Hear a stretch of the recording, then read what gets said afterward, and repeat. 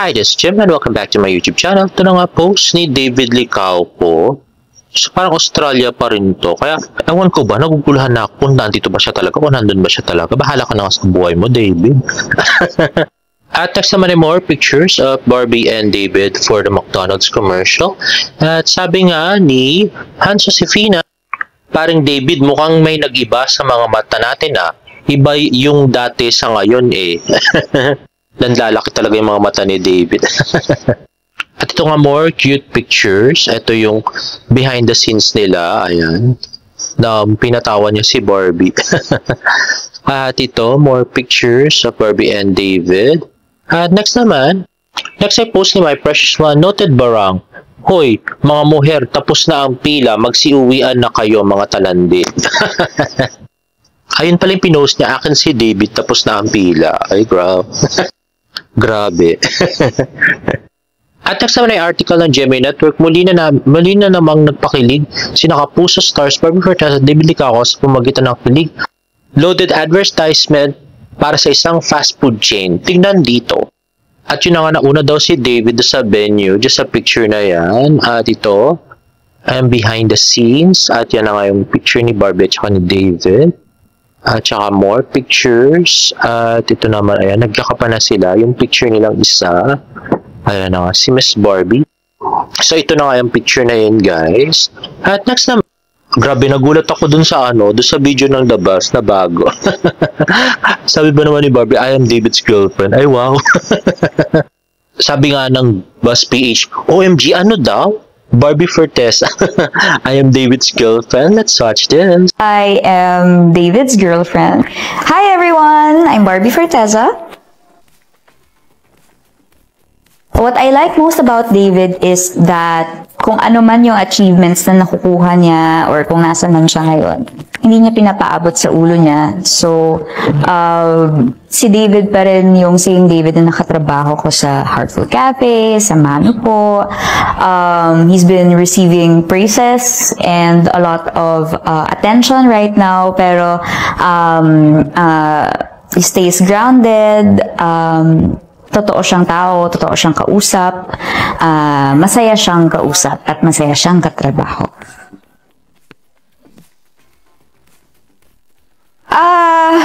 Vaguely, I am David's girlfriend. Kaya siguro ngayon lang nilabas ng Buzz PH to. Kasi kung nilabas nila ito bago sinabi ni Barbie na break na sila ni Jack, ay naku, Diyos ko, si Barbie na naman yung pinakamasamang babae sa mundo para sa mga Jack B fans. Grabe. Tapos si Jack na naman yung parang santo.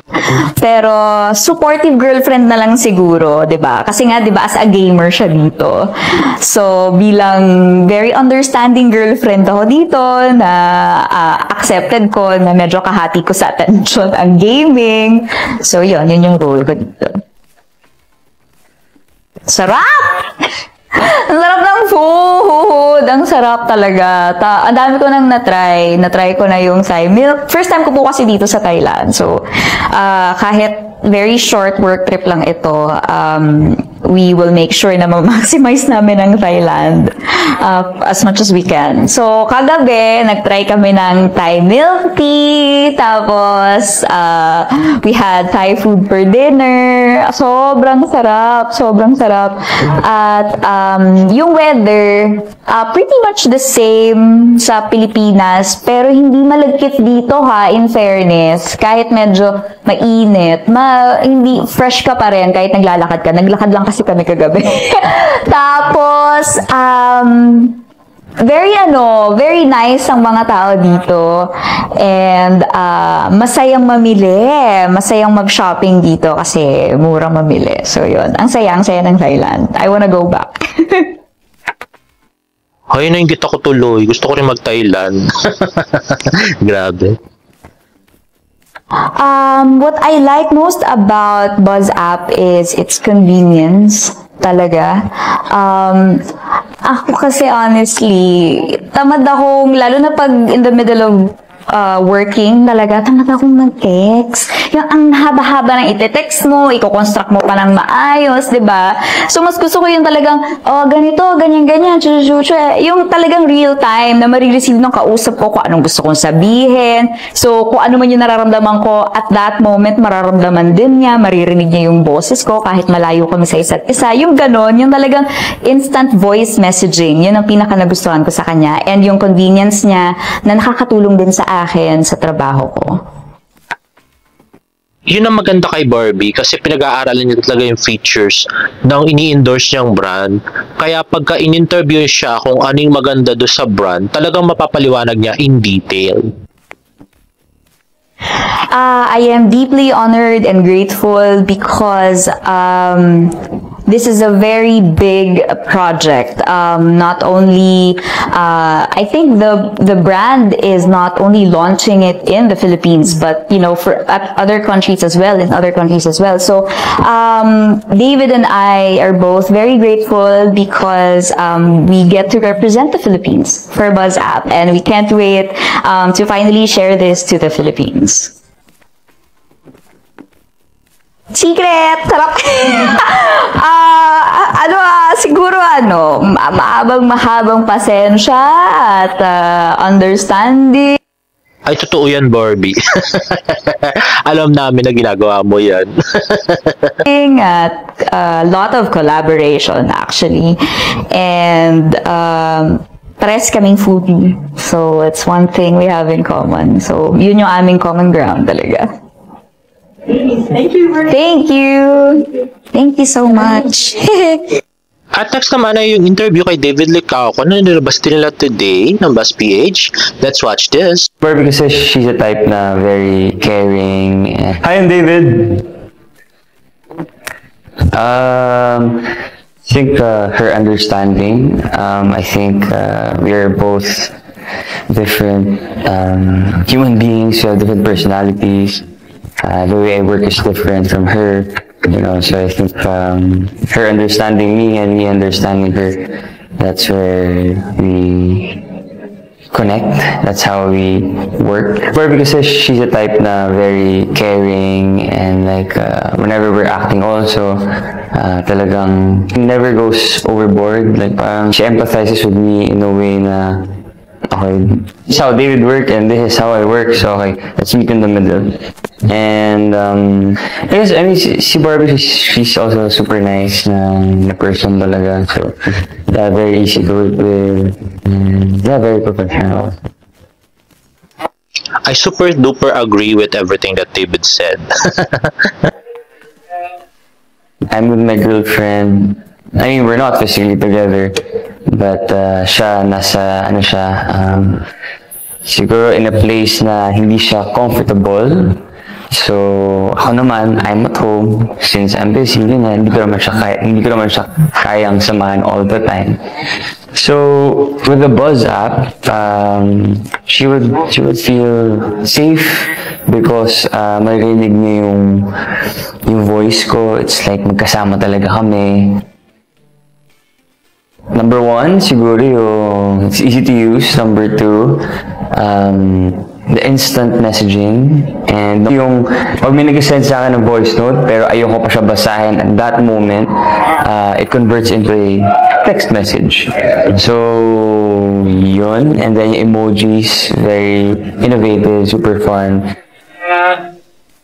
I'm super excited just because as a consumer, parang having this app na sobrang ganda, useful, and innovative. I just can't wait na ma-share yun sa mga Filipinos na to make their lives easier. I mean, I know the hassle of traffic and siguro the pressure of work, school, diba? So I think with the Buzz app na super ganda, super innovative na hindi na nila, parang they wouldn't have to go through the hassle.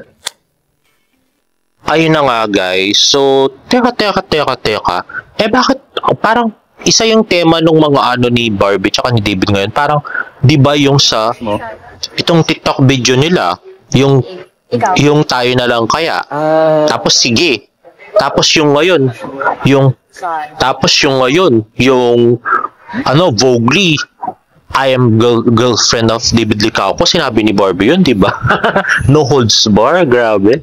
Tapos yung mga ginagawa ni Barbie ngayon na pag-exercise na halos katulad doon ng mga kay Sen, di ba? Tennis. Tapos yung, eto nga, Pilates na ginagawa din ni Kisen. Tapos yung pagja-jogging na ginawa ni Barbie sa may UP kung saan 1 week yon after nagyaya nga ni David nung sabi niya, date tayo dito. O, di ba? Grabe. So, parang may connect, parang pinapakita nila unti-unti sa atin na magjowa sila, ganon. Hindi pa pwedeng bigla-biglain, inuunti-unti nila tayo. Ganon ba yun, guys?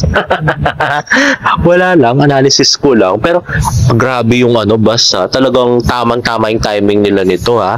Nitong interview ni Barbie. Kasi kung panahon talaga niya, nang hindi pa in-announce ni Barbie na break na sila ni Jack. Naku, Diyos ko, puputaktihin na naman si Barbie Fortes. Siya na naman pinakamasamang babae sa buong mundo. Cheater na naman siya. At next naman ay post ng GMA Pictures, new samahan ng mga makasalanan, members reveal. Sino nga ba ang di magkakasala sa kanila? Sina Lizelle Lopez, Jade Texon bilang Wendy at Cindy. Isinama rin namin si David Licauco bilang Deacon Sam. Ang cute kasi niya eh. True namang cute si David, pero parang di pa rin kami makamove on doon sa nang agaw ng halik. Charot. At next ay post ng Barda Investors, 6 major brands na raw yung endorsements ni David: Oppo, McDo, Close-Up, Maggi, Honda at Efficient Oil. Samantalang si Barbie ay Silka, Blackwater, 9 Young Basic, Herbicide. Ayun na nga guys, yung Kimans pala, parang hindi na sila endorsers nun. Parang si Chelsea Manalo na yung endorser na. At ito naman, ang post ng David Troops, paano ka maggutom at mag-crave sa McDo? Chill lang, gutom na me. Libre ko kayo sa McDo. Run to the nearest McDo branch. Samahan mo ko sa McDo, please. I can eat everything. Why bother kung pwede naman magpa-deliver? At ang chismis pala guys, may Barda chismis pala ako dito. Ang chismis pala ay kinukuha pala ng isang clothing brand si Barbie Fortesa at sana matuloy na. Yun lang. Anyway guys, if you like this video, please give it a thumbs up and please subscribe to my YouTube channel for more Barda updates. See you in my next vlog. Bye!